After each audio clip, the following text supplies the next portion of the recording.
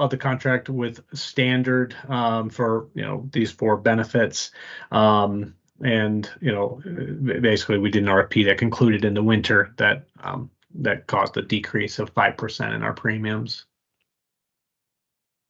As Jen pointed out, next year we have a big year in front of us. We're doing medical, dental, vision, and HSA RFPs.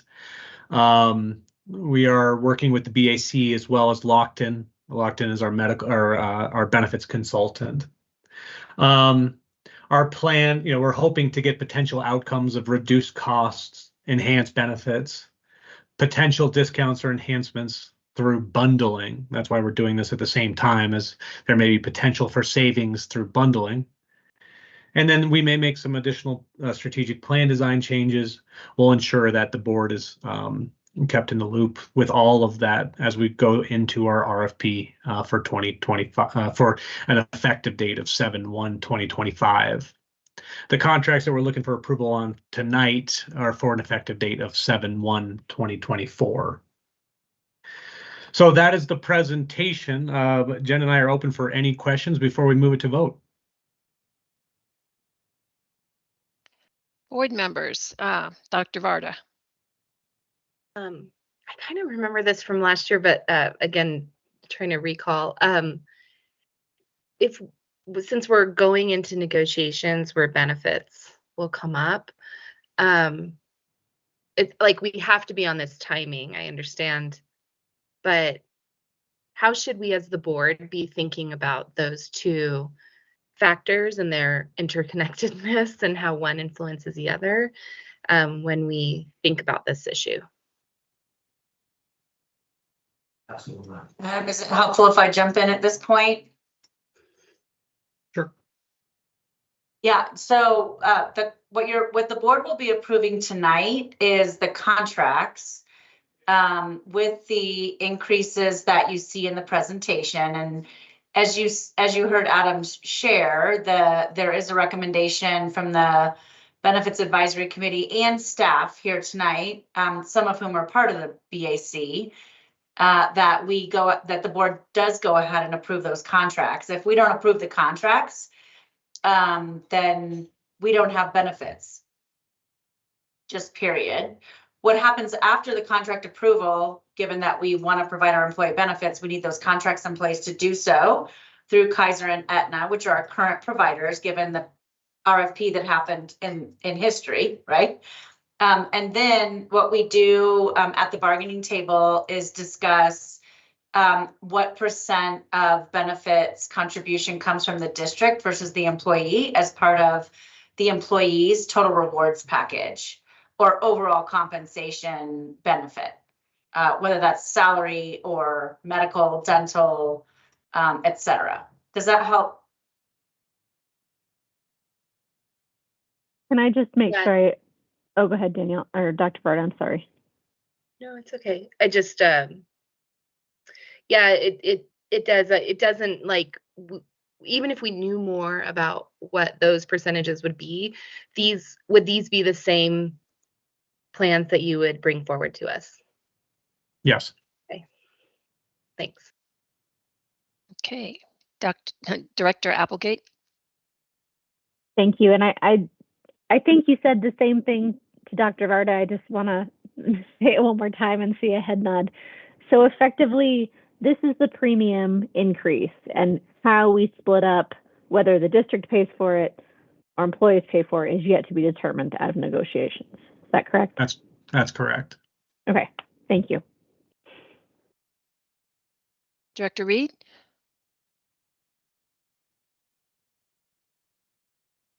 We've heard quite a bit of feedback tonight, and I've gotten letters about the district not participating in the family medical leave that pays for the 12 weeks, like for family care or for maternity or paternity.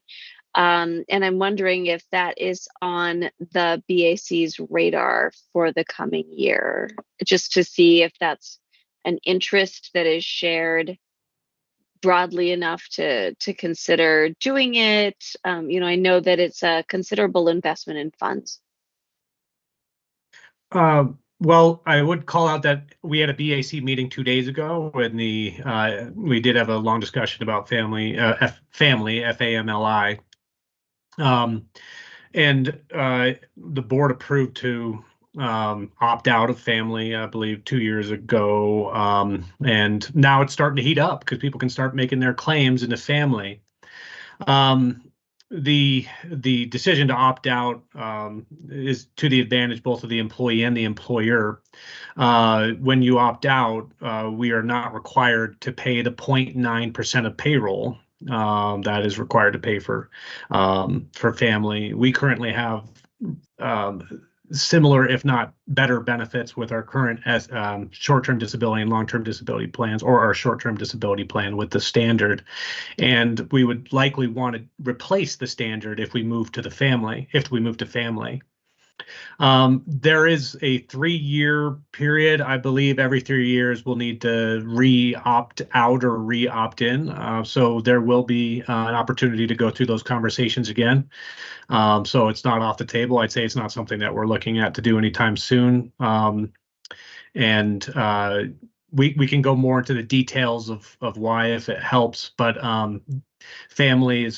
it provides roughly 60% of your of income replacement when you go out on different types of leaves, and we offer the same benefit. And we offer your accruals. We provide sick leave bank. We have sick time, vacation time, personal time that can bring you up to 100%. So if there's any questions about our the benefits that we currently provide versus the ones that the family would provide, I would say that they look very similar, and in ways ours are more lucrative. So happy to have larger conversations. I think it is a confusing topic. Employees can opt in at any point. So the district opting out does not mean that the employee cannot opt in, but you have to be very careful when you do that as an employee, because, like I said, the benefits are pretty similar to what we're offering currently at Jeffco. So if you opt in, you have a 3-year commitment of paying 0.45 of your income, but you may not be able to use the benefit because we're already offering a similar benefit. So so we're having those conversations within the BAC, and we also have some notices out and some information out on our website about just be careful about signing up for both and the impacts of what happens if you do. Adam, can you So I'm also just just wondering- share, I'm sorry, Director Reed, I just don't know how that timeline around reconsideration of family and getting into those details lines up with our RFP for benefits in the fall. Well, they don't. We just did an RFP for the standard for our short-term disability. So FAMLI is not something that we would consider for the fall, if that helps. So I'm just wanting to make sure that, number one, that our employees understand that they've had representation on the BAC, and that the BAC concurs that in the long run, this doesn't make sense for us or for our employees. Because I think it's, I just think it's important that they understand that they have representation here. And also, can we do like an FAQ that kind of explains that people can have access to, so that's a little more clear? Because I think there's a lot of confusion around that. Yeah, we could definitely create an FAQ. You're right on. I would recommend that they bring their concerns to the BAC or the representation on the BAC of their union, because they're well versed in what is family and how does it work with our current benefits at Jeffco. We do have some language on our website, but we can always beef that up a bit. As this month, or January 1st was the first time that you can submit a claim. So this is the time that we're going to hear a lot of the questions come up. I think there is one area that we just have to be looking at, which is intermittent baby bonding, which is something that they offer through family that at Jeffco, we don't have eligibility for that, and we're still working through the kinks of that. But that's the only area that I think that we still have some questions about.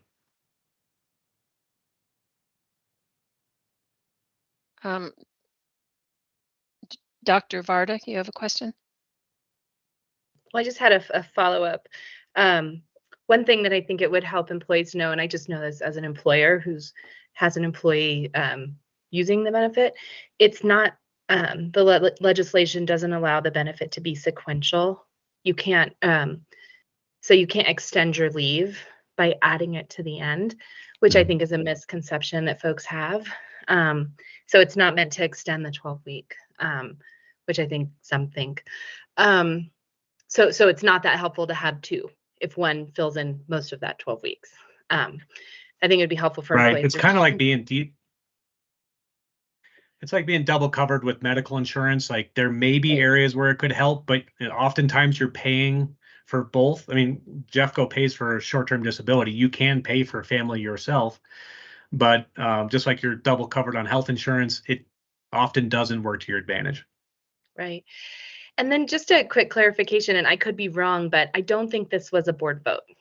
You said the board voted, and I just kind of want to be clear as if from what I recall, this was just a decision made by the district, but not a board vote. Is that correct? I'm relatively new, but my understanding is family required to opt out. It required a board vote, but we could go through the history of that. If Julie or I'm Jen happy want to speak to to. that. Yep. Oh, sorry, Julie. Go. No, it's funny. That's an obligation that I double checked when I very first started with the district in May of 2002, because our obligation to act was somewhere in that time window. Memory's fading, and I'll find it, but I do recall looking in board docs to confirm that it had been handled. And I recall seeing evidence of a board vote. I'll find that and share a link. And I think if the wanted to board, clarify. yeah, the board, I believe the board did vote. That's my memory, which, for all of us can be off at times. So thank you, Julie, for confirming that for us. And I will also just say that I think given the public comment we had earlier tonight and some communications that I know our board members are receiving from employees, I think we can do an update to the board as a next step to help them understand the difference between family and what we currently offer, and just kind of get you guys some more details. And then I think the other next step would be to look at what information we have on our website currently about this and make sure that it's as clear as possible for our employees. And Jen and I have been talking about this already, so she has this on her to-do list, but we'll get the board some more information, and we'll also confirm that it was a board decision. Okay, any more questions from the board? I've seen none. Thank you so much for the presentation. And I guess the question is there a motion for the Board of Education to authorize district staff to finalize the benefit renewals for the 2024-2025 fiscal year and to authorize the Chief Financial Officer to sign and approve agreements? I move to authorize district staff to finalize the benefit renewals for the 2024-2025 fiscal year and to authorize the Chief Financial Officer to sign and approve agreements as presented in board docs. Is there a second? Second. And are there any comments? It has been moved and seconded that the Board of Education will authorize district staff to finalize the benefit renewals for the 2024-2025 fiscal year and to authorize the Chief Financial Officer to sign and approve agreements as presented in board docs. Roll call, please, Ms. Zabata. Miss Applegate, Yes. Miss Kenworthy, Yes. Miss Parker, Yes. Miss Reed, Yes. Dr. Varda. Yes. And that motion is approved. Okay, thank you so much for that. And that brings us now to the consent agenda. Items 7.01 through 7.13 are presented in board docs as a proposed consent agenda. Do I have a motion regarding the approval of the consent agenda? I move to approve items 7.01 through 7.13 on the consent agenda as published in board docs. Is there a second? Second. Are there any comments or discussion on the consent agenda? Director Kenworthy. Before we vote on this, I just want to say thank you again for the update that Superintendent Dorland gave during our study session with opportunity to discuss several of the items that are on this consent agenda. I really appreciated that opportunity. And I'm looking forward to voting yes on the consent agenda items because we had that conversation during our study session. So thank you. Okay. Any more comments? Okay, it has been moved and seconded to approve the consent agenda. Roll call, please, Ms. Zavada. Miss Applegate, Yes. Miss Kenworthy, Yes. Miss Parker, Yes. Miss Reed, Yes. and Dr. Varda. Yes. And with that, the consent agenda is approved. And I do believe that brings us to the end of today's agenda. It was so much fun. And so we will stand adjourned. Our next meeting is an executive session scheduled for 4:30 p.m. on March 27th at the Ed Center. Thank you very much, everybody. Bye.